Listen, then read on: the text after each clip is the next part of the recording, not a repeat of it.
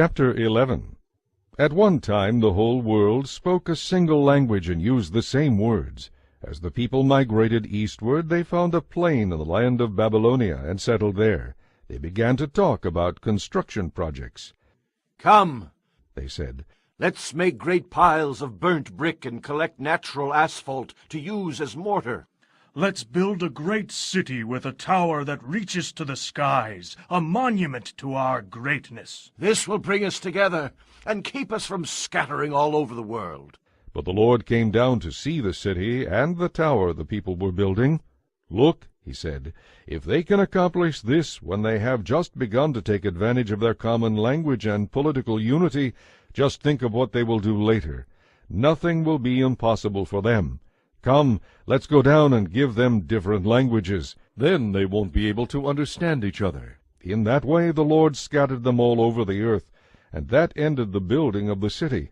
That is why the city was called Babel, because it was there that the Lord confused the people by giving them many languages, thus scattering them across the earth.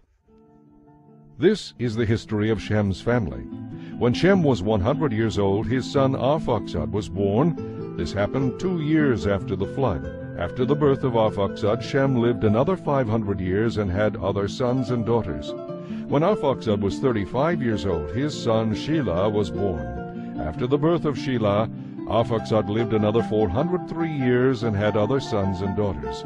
When Shelah was 30 years old, his son Eber was born. After the birth of Eber, Shelah lived another 403 years and had other sons and daughters. When Eber was 34 years old, his son Peleg was born. After the birth of Peleg, Eber lived another 430 years and had other sons and daughters. When Peleg was 30 years old, his son Reu was born. After the birth of Reu, Peleg lived another 209 years and had other sons and daughters. When Reu was 32 years old, his son Serug was born. After the birth of Serug, Reu lived another 207 years and had other sons and daughters. When Serug was 30 years old, his son Nahor was born. After the birth of Nahor, Serug lived another 200 years and had other sons and daughters. When Nahor was 29 years old, his son Terah was born. After the birth of Terah, Nahor lived another 119 years and had other sons and daughters. When Terah was 70 years old, he became the father of Abram, Nahor, and Haran. This is the history of Terah's family. Terah was the father of Abram, Nahor, and Haran. And Haran had a son named Lot.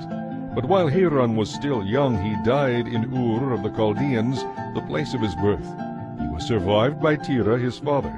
Meanwhile Abram married Sarai, and his brother Nahor married Milcah, the daughter of their brother Haran. Milcah had a sister named Iscah.